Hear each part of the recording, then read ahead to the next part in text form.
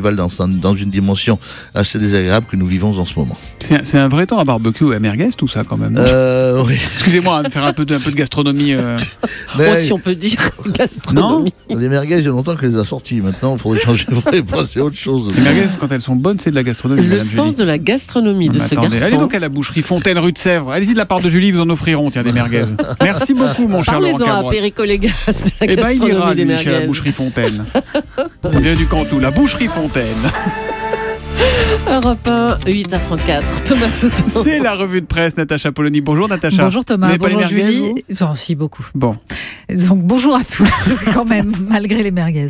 Bon, ce matin, une de vos journaux, c'est l'affaire Grégory, qui fascine encore. Libération, vol au-dessus d'un nid de corbeau. Sud-Ouest, l'étau se resserre.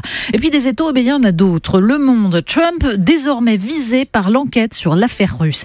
Et chez nous, l'humanité met Emmanuel Macron en des centaines d'exemplaires à l'Assemblée. Dimanche, ne lui laissons pas les mains libres. On commence avec ce drôle de spectacle de la haine. Oui, la presse nous confronte au mystère de la noirceur humaine ce matin. Fascinante, forcément fascinante, cette histoire touche à l'inconscient collectif, écrit David Carzon dans Libération à propos de l'affaire Grégory. Il faut être animé d'un incommensurable sentiment de haine pour faire des repérages, puis enlever un enfant de 4 ans, lui lier les pieds et les mains avant de le jeter dans un cours d'eau, ajoute Laurent Baudin dans l'Alsace. L'innocence sacrifiée, c'est aussi ce qu'on lit dans les témoignages éprouvants des victimes de l'État islamique publiés par Le Figaro, des enfants soldats, des familles en esclavage, des fillettes de 6 et 7 ans, violées par des tordus qui les revendent comme du bétail. Gardons-nous de croire ce mal absolu circonscrit aux terres du Levant, écrit Arnaud de Lagrange. Le poison court plus loin.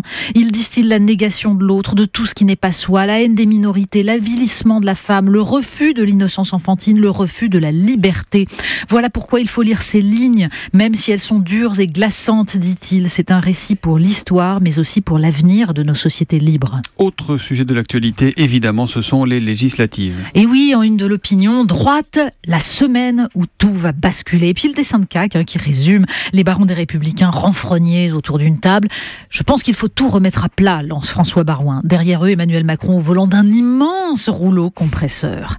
Dans le Figaro, Guillaume Tabar tente d'expliquer cette déroute historique. François Fillon, dit-il, est le coupable idéal, mais il ne faut pas exonérer ceux qui ont activement saboté sa campagne, ceux qui se sont empressés de modifier le programme jugé trop abrasif, ceux qui, autoproclamés constructifs, ont centré leur discours sur le meilleur moyen d'aider Emmanuel Macron à gouverner.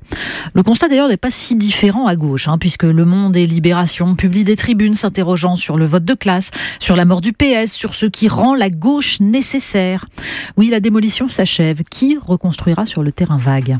Jackpot à présent. Eh oui, ça c'est une enquête de Marianne. Le 1er janvier 2018, Paris confiera le contrôle du stationnement payant à des entreprises privées. C'est un gros jackpot. Mais oui, c'est une des multiples révolutions que réserve l'application de la loi de modernisation de l'action publique territoriale et de l'affirmation des métropoles de 2014. En fait, le but, c'est utiliser des moyens numériques automatisés pour améliorer le contrôle.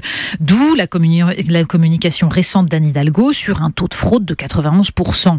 L'automatisation par des entreprises privées, nous dit Marianne, le paiement par